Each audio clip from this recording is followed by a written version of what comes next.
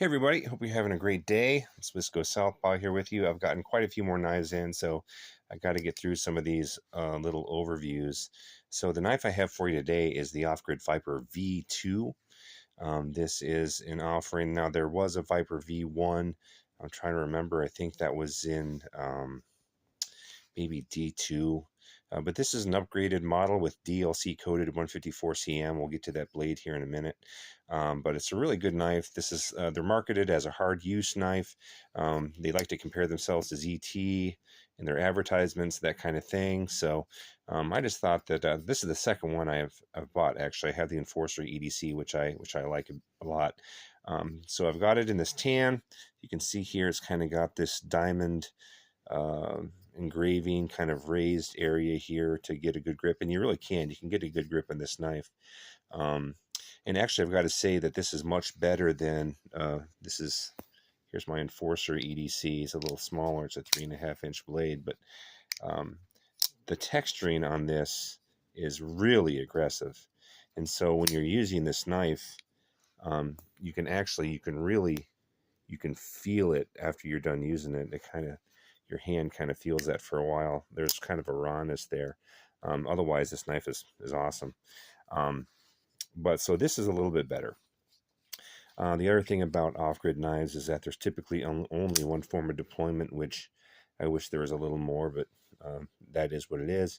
You have a 154 cm DLC coated blade. Now, what does that mean? DLC stands for diamond-like coating, so it's supposed to really help with like corrosion and scratching, that kind of thing. I'm not really sure if it helps with edge retention or anything like that.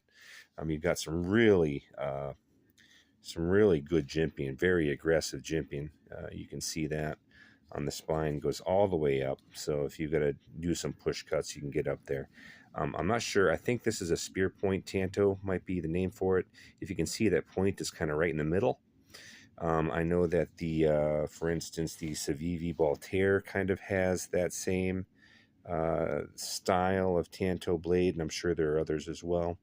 But this, with the DLC coating and the 154 cm, I really kind of feel like this is just a little better value. But it's also a little bit more expensive than the Voltaire.